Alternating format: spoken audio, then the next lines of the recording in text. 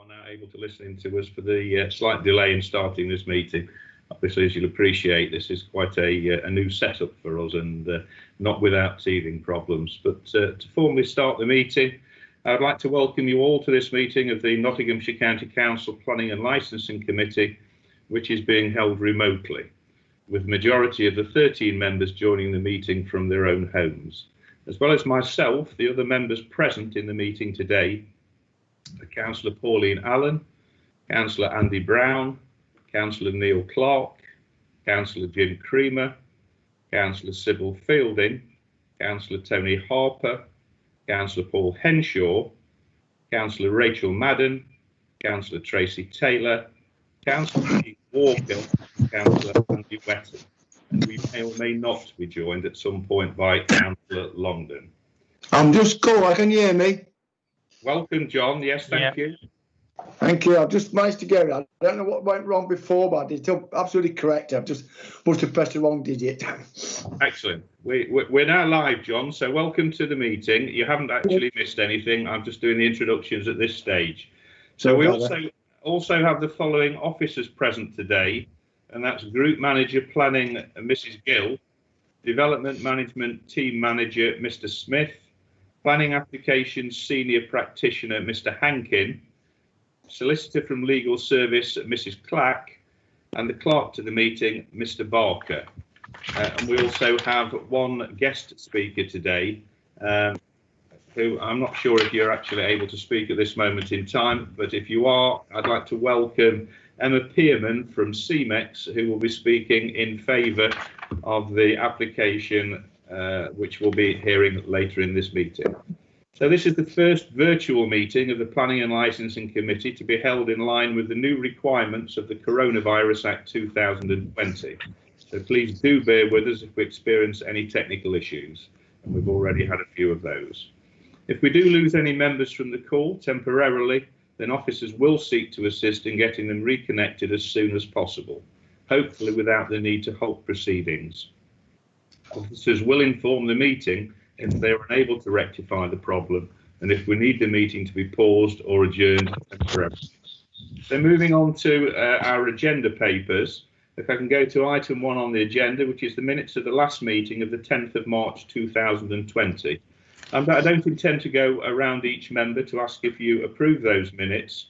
Suffice to say, if anybody does not approve those minutes, could you please voice your concerns now? And if I hear nothing, I'll assume that there is an agreement that those minutes are indeed an accurate record of that meeting. Thank you. Moving on then to item 2, which is apologies for absence. Mr. Barker. Thank you, Chair. We have no apologies for absence. Thank you. Item 3, declarations of interest by members and officers. So do any members or officers present have any disclosable pecuniary interests to declare? Do any members or officers present have any private interests, pecuniary or non-pecuniary, to declare? Thank you. Item 4, declarations of lobbying. Do any members present have any instances of lobbying to declare? No, thank you. Moving swiftly on then to item 5, which is the main business of the day. This is an application for Cromwell Quarry, proposed southern extension and variation of conditions, which is pages 17 to 100 of your agenda papers. Mr. Hankin, I'd ask you to introduce the item. Thank you, Chair.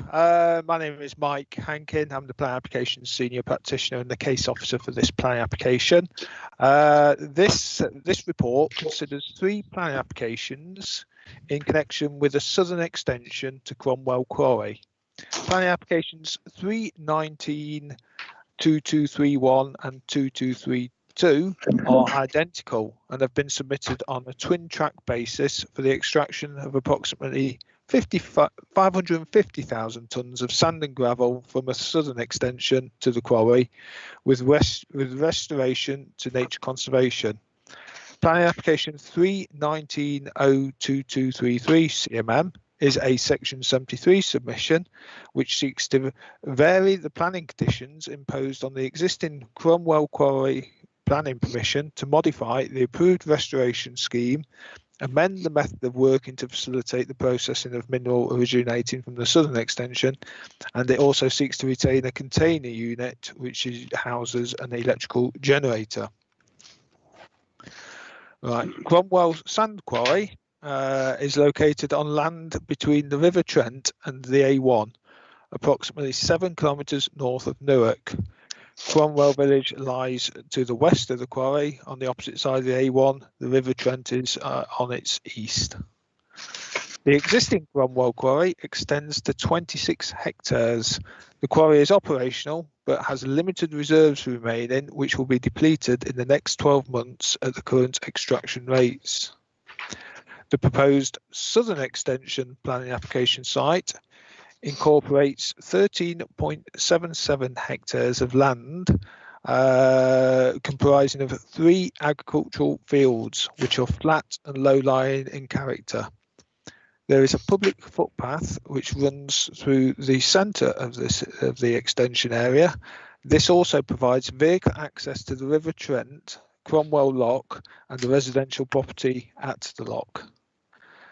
Planning applications 319-2231 CMM and 2232 CMM have been submitted under a twin track process. This process allows developers to submit 2 identical planning applications at the same time, together with 2 sets of planning application fees, and is generally used to provide scope for a developer to appeal one of the planning application decisions to the Secretary of State in the event that the planning authority failed to determine the planning applications within a reasonable time frame, whilst providing an opportunity to negotiate and seek to progress the other planning application with the planning authority. The 2 planning applications are each supported by an environmental impact assessment and seek consent to extract approximately 550,000 tonnes of sand and gravel in 3 phases at a rate of approximately 300,000 tonnes per year. This equates to just under 2 years production for the quarry. The southern extension will be worked after phase 8 of the existing quarry, sequentially progressing through phases 9A to 9C before mineral extraction is completed within the existing quarry in phases 9D, 10, and finally the mineral underlaying the plant site. Extracted mineral would be processed in the existing quarry and dispatched by HGV. The development would not change the existing traffic patterns associated with the operational quarry, which generates an average of 55 deliveries a day or 5 deliveries an hour. The routing of these lorries would continue to be regulated by a Section 106 legal agreement, which ensures that HGVs access direct from the A1 and avoid the centre of Cromwell Village. Following the completion of mineral extraction, the site would be restored to provide a mix of habitats, including open water, shallow wetlands, neutral and wet grasslands, fen meadows, ponds, reed bed, meadow grassland, and an area of agricultural land. During the course of processing the plan application, supplementary information has been submitted as part of a Reg 25 submission, incorporating further information in connection with the restoration of the site, supplementary ecological information and modifications to the flood risk assessment. The third plan application is a Section 73 submission, which seeks to vary the planning conditions for the existing Cromwell Quarry to facilitate its use in connection with the process of mineral originating from the southern extension, make amendments to the approved restoration scheme, and retain an existing generator structure in the plant site. The planning report incorporates a detailed summary of the consultation responses received from for each plan application, identifying that most organisations have not raised an objection. This is with the exception of Nottinghamshire Wildlife Trust and Cromwell Parish Council. The council has not received any letters of objections from local residents. Nottinghamshire's Wildlife Trust's concerns relate to the adequacy of the ecological surveys and the level of benefits that would be derived from the restoration of the site, particularly since the plan application site is not allocated for minerals extraction within the Nottinghamshire Minerals Local Plan. Cromwell Parish Council also raised concern that the site is not allocated for mineral extraction in the local plan.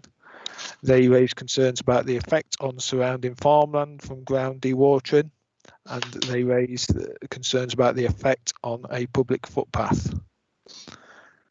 The Cromwell South extension sought planning permission is not allocated for mineral extraction, either within the adopted or the new minerals local plan. One of the reasons that the site is not allocated in the new minerals local plan is because the developer did not promote the site through the plan preparation process, meaning that the merits of the Cromwell Southern extension have not been assessed in any comparative way with alternative potential sand and gravel sites in other locations within Nottinghamshire. It cannot therefore be assumed that the southern extension of the Cromwell Quarry would have been allocated if it had been promoted through the Minerals Local Plan at the appropriate time. Minerals Local Plan Policy M63 is not supportive of a grant of planning permission for minerals extraction within unallocated sites, particularly when the county has a land bank which exceeds 7 years. The County Council currently have a land bank of consented sand and gravel reserves at 13.76 years, which exceeds the minimum requirement of 7 years set out in the Minerals Local Plan and paragraph 207 of the National Planning Policy Framework.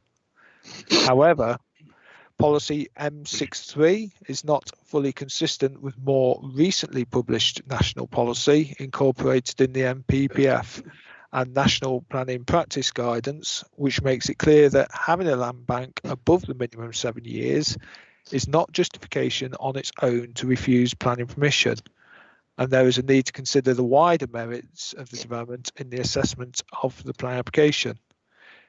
In this instance, there are benefits derived from the development, including the avoidance of minerals sterilisation, maintaining the continuity of sand and gravel production at Cromwell Quarry to serve established markets and the economic benefits which this brings to the local environment.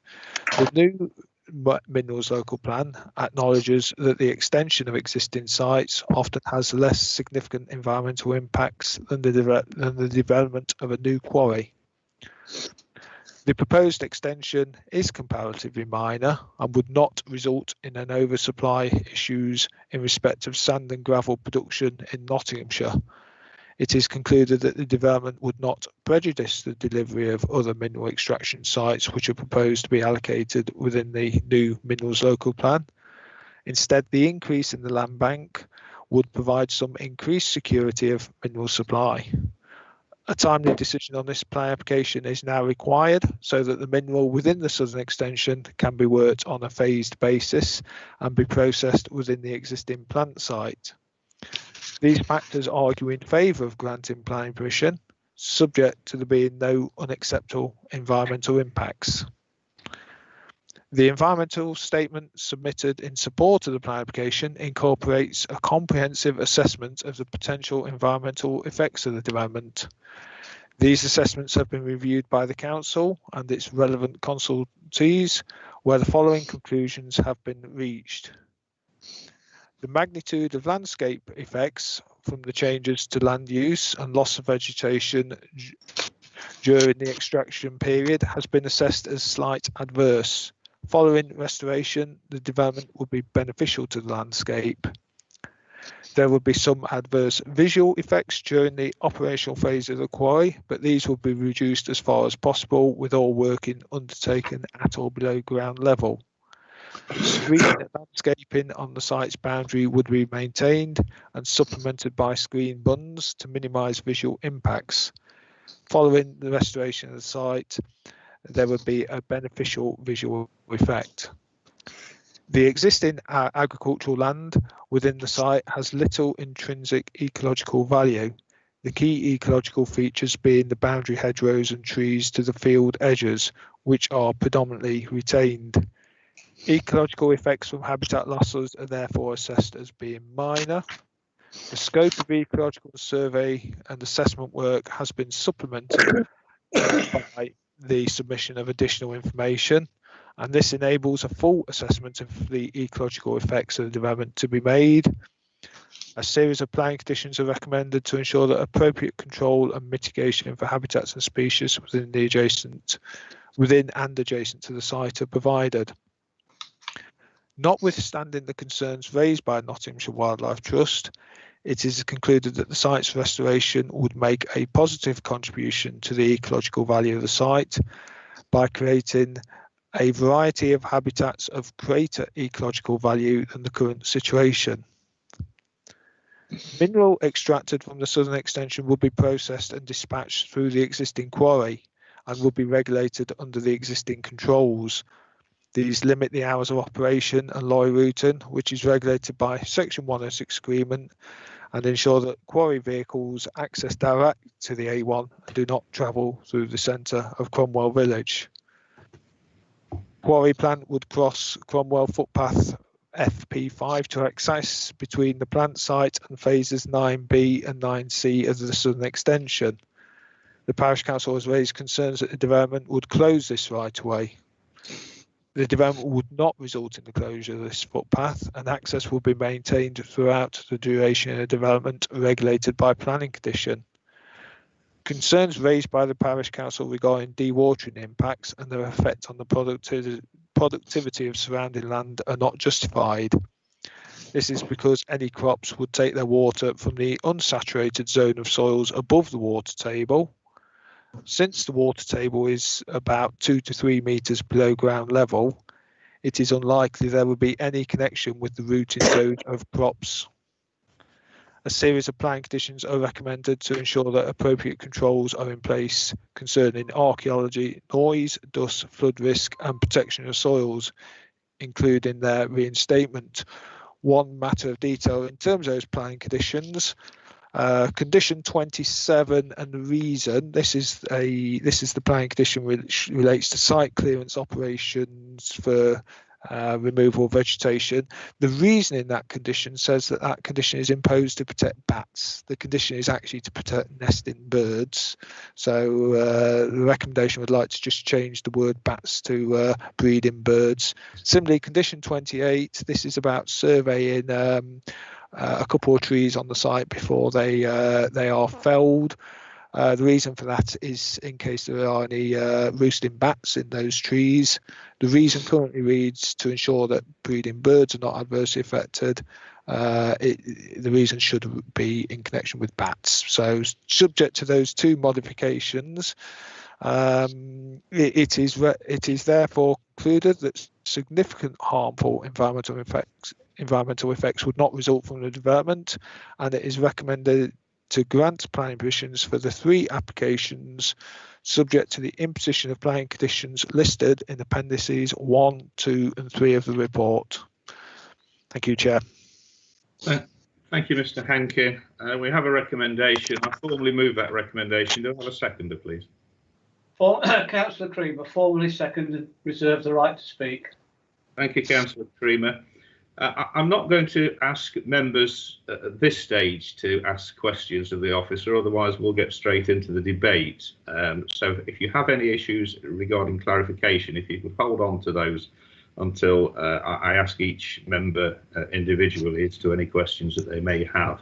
At this point, I would like to hear from our speaker. I'm sorry, I don't know whether it's Mrs. or Ms. Emma Pearman, so I apologise. But I'm just going to ask Mr. Barker, our clerk, to read out the public speaking instructions. Thank you, Chair. Emma, you will have a maximum of 3 minutes for your speech. Notice will be given to you when the final minute of your allotted time has arrived by my saying 1 minute. You should not introduce new material, be that plan, photographs or written documents. Only issues relevant to the planning application should be addressed in the presentation.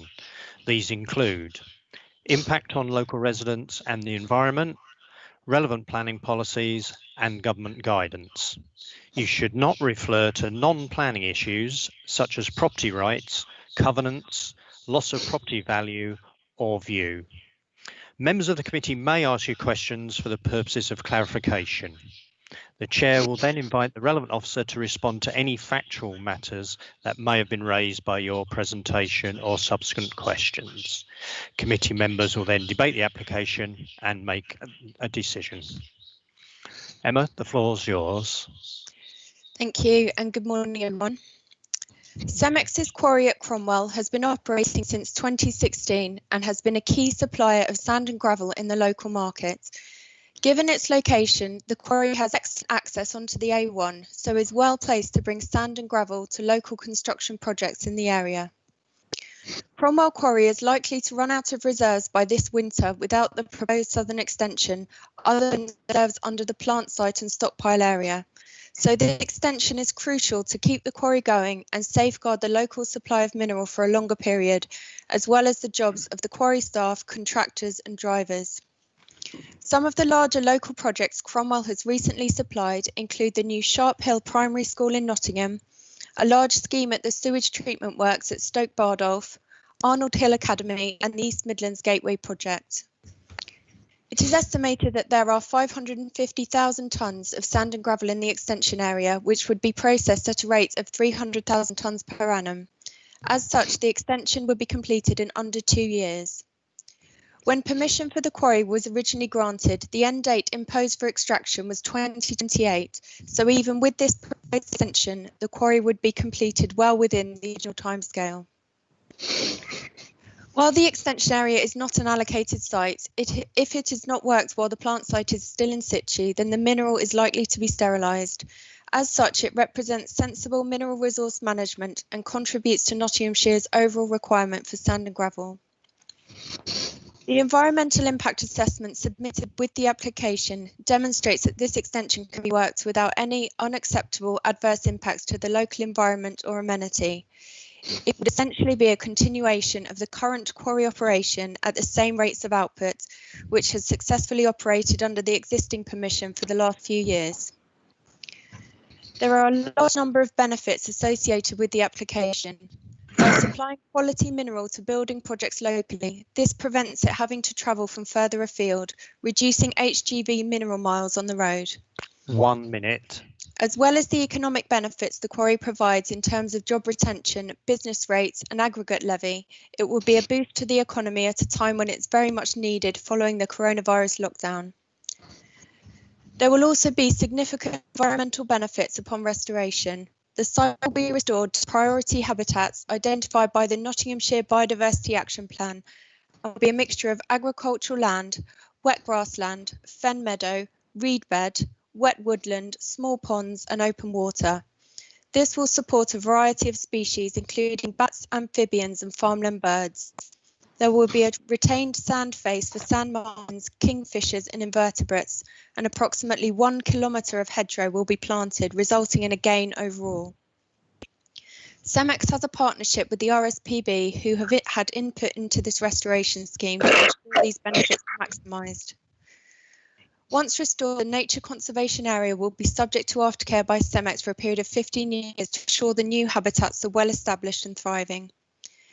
Cemex have worked with the Planning Authority to make changes to the application where necessary through the process, and I hope I have reiterated the significant benefits that this proposal will bring to your local area.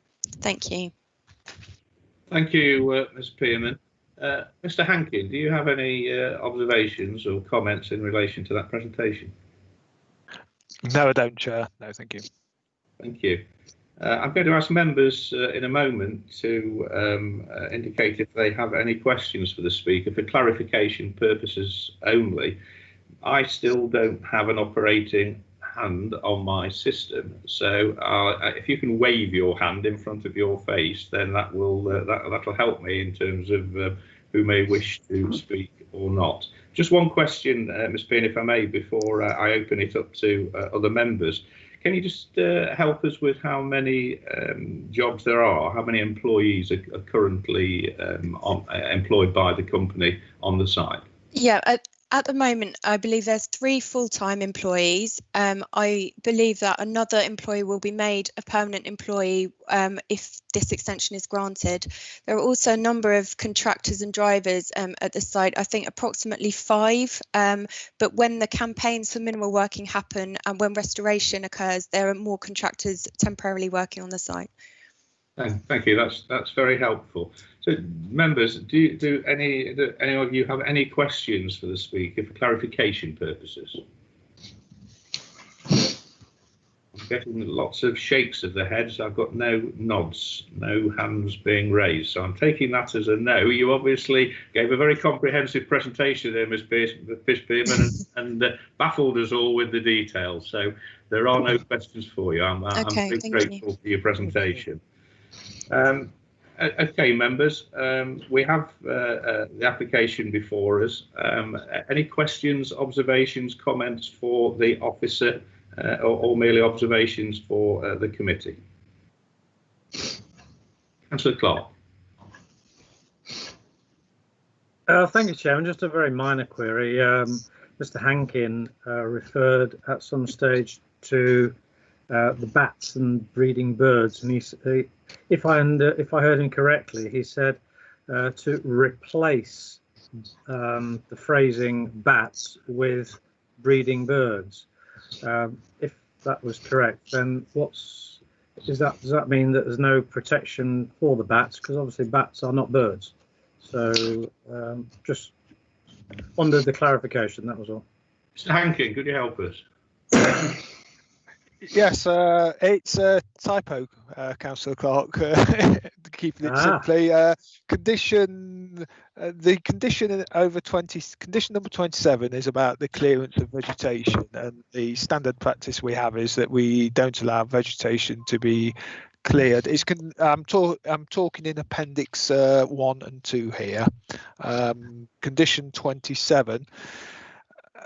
We put controls that vegetation is not cleared through the bird nesting season. Obviously, if you don't cut down trees and shrubs when the birds are nesting, you won't damage them. So if you look at the reason to condition 27, it says to protect bats, and that should read birds.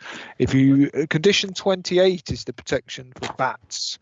And in terms of, there may be bats, or there are bats which feed across the site, but there are 2 trees which may have bat roosts in them. We don't think they have, but what we're asking is that before they do any works to those trees, to do a final inspection, T1 and T6. And the reason for that condition is stated to protect breeding birds. That condition is to protect the bats. So there are controls in there to protect birds and bats. Thank you, Chairman. Does that answer your question, Councillor Clark? Thank you, Chairman. Yeah. Do we have any other hands raised? Any questions for the officer? Councillor Longden. Sorry, very good, very front face. I have some concerns about the restoration, Chair, if that's right, bringing it at this stage. Yeah, yes, please. No problem. Again, I've mentioned this before, these the quarries. The loss of agricultural land, that's always bothers me. Don't understand me. I tend to support this because I know we need the aggregates. But I'd like to see more and more efforts to restore the land to its originality wherever possible, for the sake of agriculture. Probably go just for pasture, which I think this is good for livestock, a better venture anyway. But if you look at Plan 2, and further on the agenda, you see the massive amount of acreage that is now nature reserves from originally what was agriculture.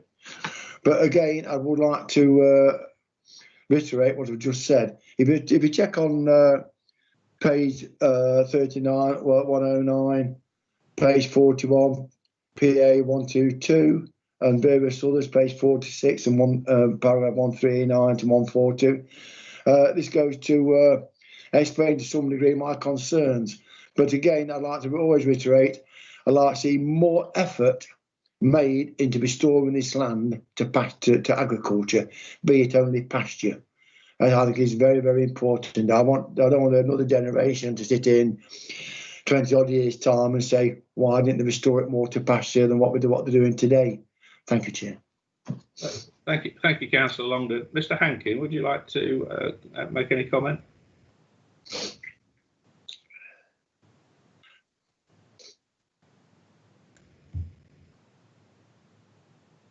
Sorry, Mr. Hankin. Sorry, Chair, I was muted. Yeah, the restoration scheme does provide a mix of habitats. In terms of agricultural land, the government's emphasis on agricultural land is don't.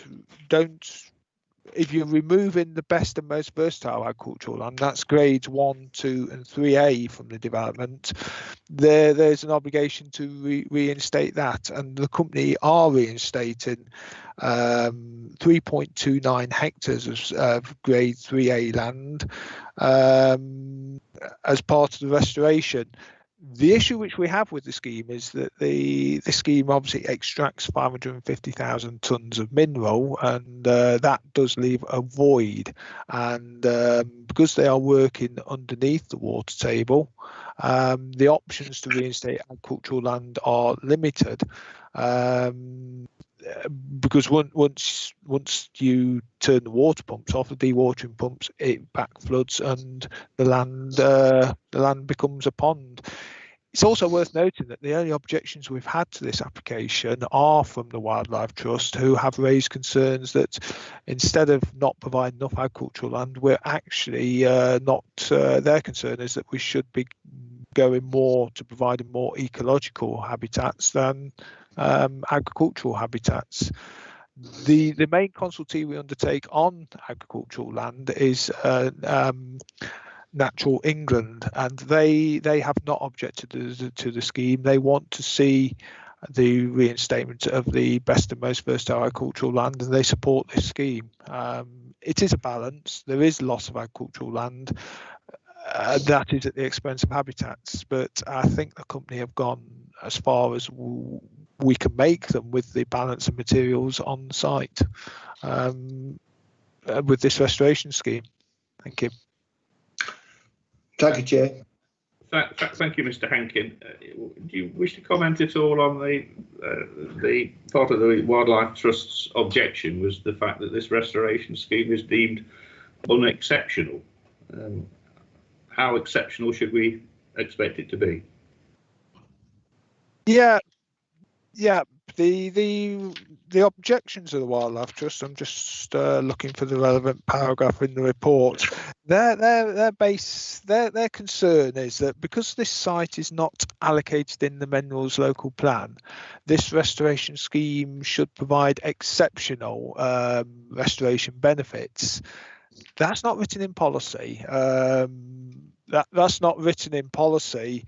Paragraph 126 talks about this in the report. We've looked at the restoration scheme with our in-house ecological advisors. What you got at the moment from an ecological point of view is you've got agricultural land which is pretty sterile from an ecological point of view. The hedgerows, there is some limited interest in the hedgerows. This scheme retains those hedgerows. I think there's 300 metres of hedgerows coming out. The balance of the restoration scheme, it's a significant ecological advantage, a benefit over the existing situation. So it's how far you go. We as officers are happy that this restoration scheme will provide quite significant ecological benefit. The Wildlife Trust says it should go further. There's no policy requirement that it has to be exceptional, which is the test which the Wildlife Trust have put to it. Thank you very much, Mr. Hankin. Councillor Creamer, and I have Councillor Henshaw, but Councillor Creamer first, please.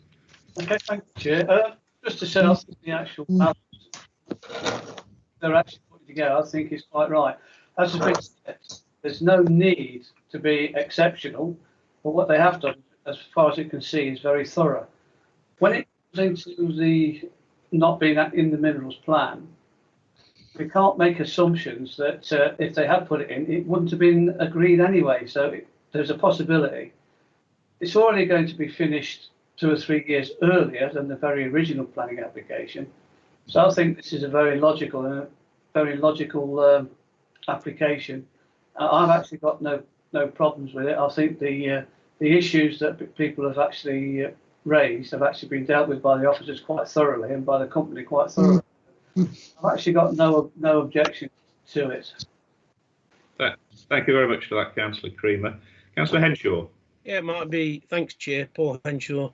What I'm thinking about is the restoration, as other members have, and there is a discrepancy, obviously, between what the company wants to do in relation to reinstating and what the main objector has. Is there any scope for the developer and the objector to meet to see if they can iron out some more mutually agreeable conditions when it comes to restoration? I mean, touching on the point in relation to restoring agricultural land. Now, yeah, the application does say that it's going to reinstate a good proportion of the lost pasture. In my opinion, and it's been pointed out by the officer, that you know, this land is at present quite sterile, and once the restoration is undertaken and finished, there is going to be a more diverse habitat which will benefit the environment. So I'm quite happy with the plan and with the overall restoration. I just wonder if there could be some more mutually agreeable discussions between the objector and the applicant. So if people talk to each other, then possibly things can be improved. And touching on the point in relation to the restoration of the hedgerows, another kilometre of hedgerows that's going to be planted, that's a step forward, in my opinion, providing they're not just spindly little pieces of hedgerow that are as wide as a pencil, and there are more, you know, the more established got 15 hedgerows. Anyway, I'm in favour of the application. Yeah. Thanks, Chair. Thank you very much, Councillor Henshaw. Mr. Hankin, would you like to comment on that? I don't know with this type of scheme at what discussions there are when we reach restoration stage between the developer and other interested parties, whether that be the Wildlife Trust or whoever. Perhaps you could help us. Good practice. Sorry, mute button again. Yes, firstly, the restoration scheme here, the planning conditions require the site to be managed for a period of 15 years. That is, you know, the normal convention is that we have 5 years of aftercare. So that's 10 years longer aftercare for the ecological areas. In terms of meetings with Wildlife Trust, during that 15-year period, there is the planning condition 54 of Appendix 1 sets out that there are management meetings each year. Authority, and it's common practice that on other quarry sites we do invite the Wildlife Trust to those meetings. During those meetings, what we do in those meetings is we look at the aftercare which has been undertaken the year before, and we make recommendations with the company to how we manage the site the year after. And then condition 55 says that if there's recommendations made in the meeting that management is provided, they are carried out in the following years of management. So throughout that whole 15-year period, there is ongoing management. You look at what's, you know, you provide the planting, and then the 15-year period, you look at it and you make tweaks as necessary to improve it. And yeah, we can and we do involve the Wildlife Trust regularly on those meetings. They provide some very helpful input, and we work closely with them. Thank you for that, Mr. Hankin. Does that answer your question, Councillor Henshaw? Yes, that's fine. Thanks. Thank you. I think Councillor Brown, were you indicating a wish to speak? Yes, thank you, Chair. I fully agree with most comments that's been made by everyone, and with Councillor Creamer, I think I agree with him. It's the most logical way forward for this extension to go ahead. Just one question for Mr. Hankin from Nottingham Wells. Wildlife Trust had one of their comments was that data on the species and habitats has only been collected for a 1 kilometre radius, where the normal is 2 kilometres. Could I ask why they've only done 1k and not 2k? Mr. Hankin? Yeah, this is a specific. When I received this observation from the Wildlife Trust, it's a question. To be honest, I'm not an ecological expert. I put the question straight to my colleague in the County Council's ecologist, and I believe I'm looking at paragraph 45, and he certainly did address it. Paragraph 1, 2, 3 of the report. Let me have a look at that.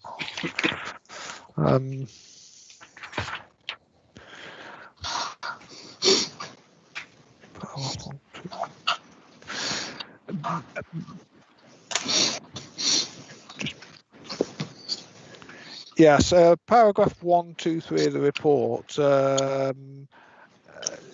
I believe deals with the issue.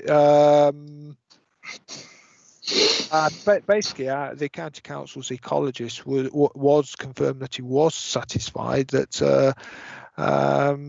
the survey information enables an accurate assessment of the ecological effects to be undertaken and appropriate mitigation measures put in place. Yeah, you know, with the first bullet point, the use of a 1 kilometre radius rather than more usual 2 kilometre for the basis of the desktop ecological assessment and identification of ecological constraints in the area surrounding the quarry, acceptable and appropriate. That's the advice we've received from our ecological advisor. Thank you, Mr. Hankin. Does that answer your question, Councillor Brown? Yes, thank you, Chair. Thank you. Councillor Taylor, I believe you've indicated. Thank you, Chair. Tracy Taylor.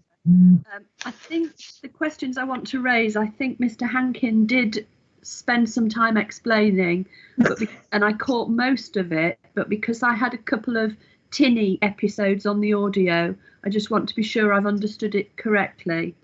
So my first question is about the significance of the site being not included in the plan. So does that inhibit or prohibit development of this site? I think he clarified that that was a no. That's not a reason for not progressing this. And my other question is around the fate of the public right of way. Again, I wasn't clear when he was talking about that, whether that will be lost, rerouted, retained. So if you could just clarify those points, and I'll try and keep a clear line. Thank you, Councillor Taylor. Mr. Hankin. Yeah, in terms of the allocation of the plan, we have the adopted minerals local plan, which dates back to 2005. The site's not allocated in that plan. We, as a council, we are currently producing our new minerals local plan, which we are hoping to take to an examination later on this year, subject to coronavirus restrictions. That allocates sand and gravel workings up to 2035. The site's not allocated in there. The question, Councillor Taylor, is quite correct. Why are we recommending the grant of planning permission for a site which is not allocated in the minerals local plan? The reasoning for that is that it's all linked to policy in the National Planning Policy Framework, which basically says that we should consider the application and its wider benefits. You know, it's not allocated for minerals extraction, but we've looked at this development, and effectively, what is the harm of granting planning permission for what is quite a small extension to the quarry? The minerals local plan acknowledges that the new minerals local plan acknowledges that extensions to quarry often have less environmental impact than new quarries.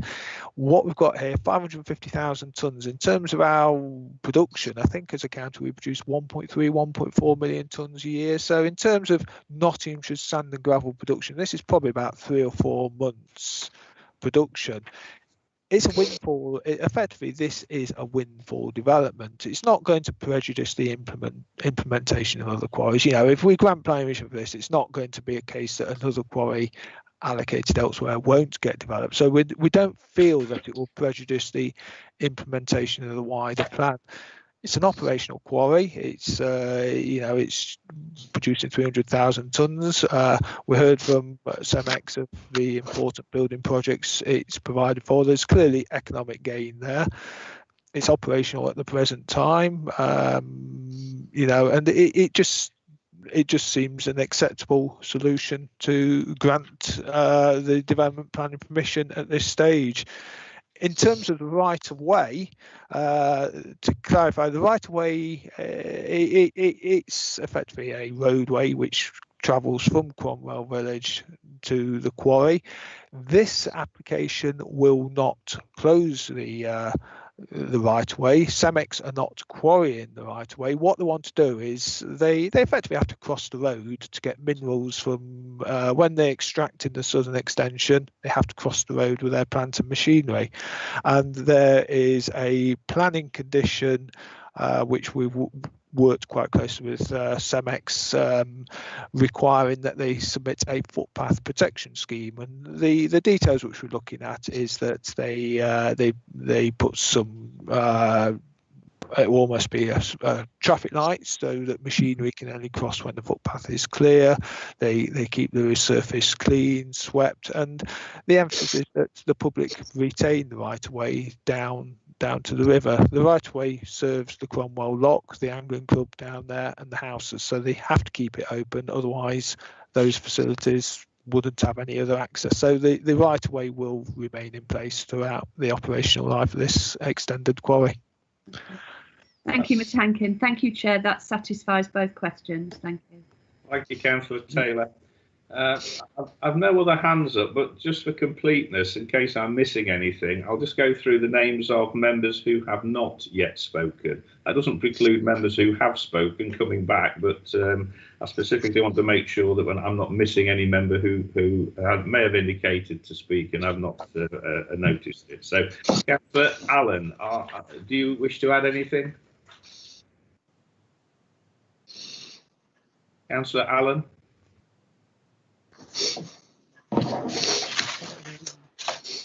No, that's fine. Thank you. Thank you, Councillor Allen. Councillor Fielding. Thank you, Chair. No, I'm quite satisfied with what I've heard. Thank you. Thank you, Councillor Fielding. Councillor Harper. No, fully understand it. Any questions I've got have already been covered anyway. Thank you. Thank you, Councillor Harper. Councillor Madden. Councillor Madden.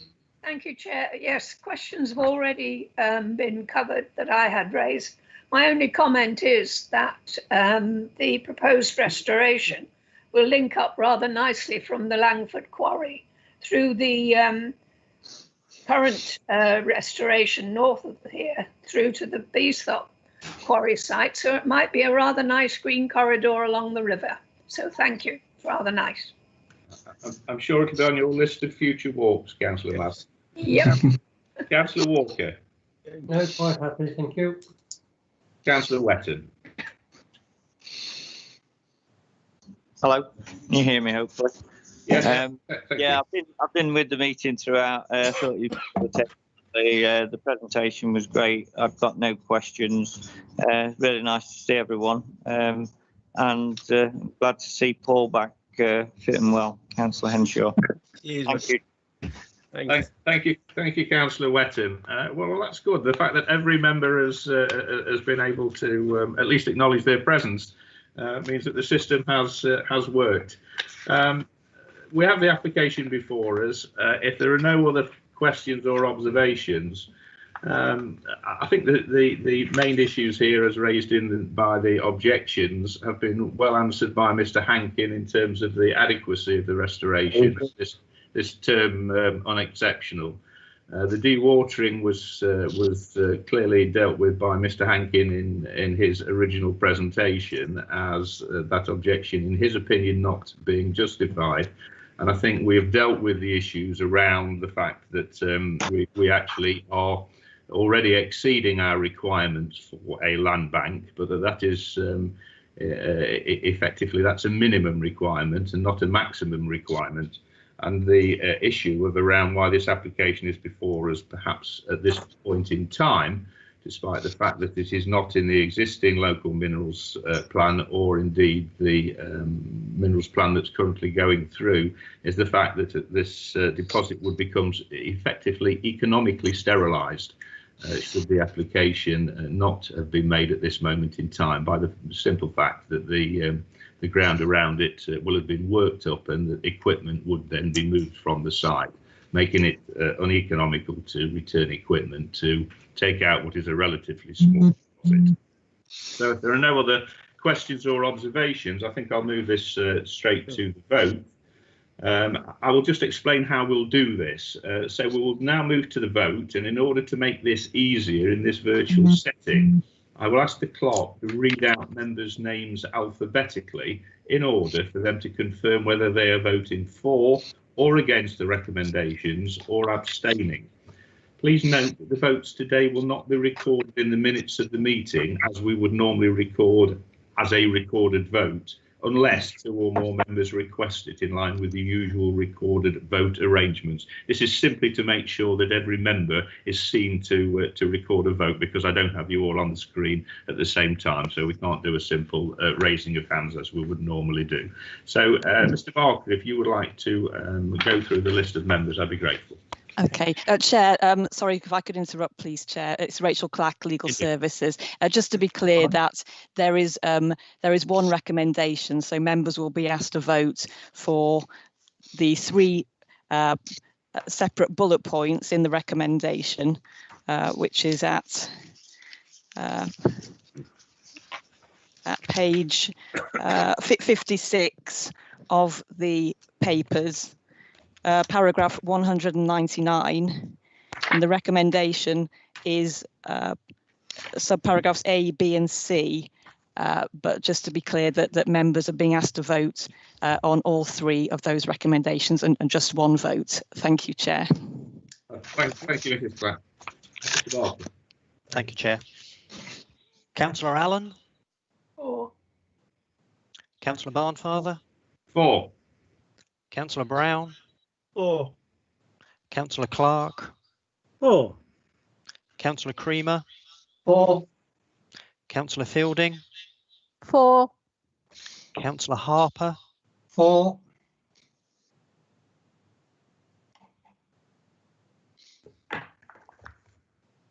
Four. Thank you. Councillor Longden? 4. Councillor Madden? 4. Councillor Taylor? 4. Councillor Walker? 4. Councillor Wetton? 4. Thank you, Chair. That's carried. Thank you, members. That was carried unanimously. The application is therefore approved. Thank you, Ms. Pearman, for your attendance today. I hope it's not been too testing in this slightly different way of doing things.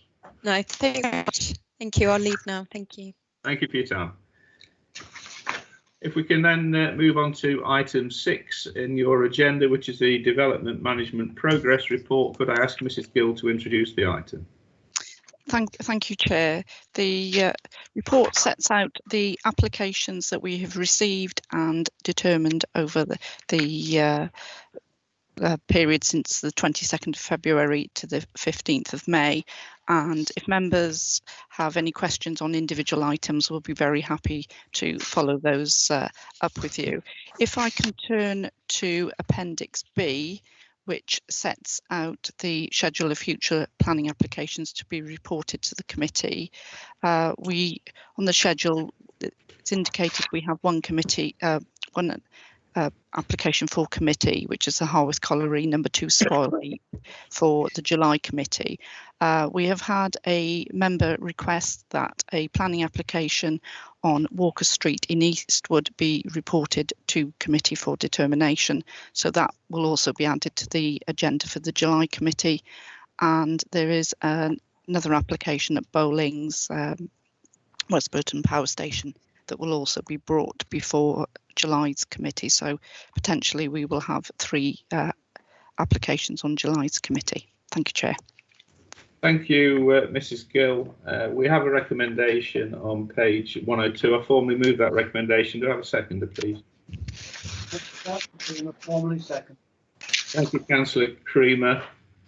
I'm going to take it that unless anybody raises a hand and that everybody is in favour of that recommendation. Are there any questions, I'm sorry, before we actually move to that for the officer?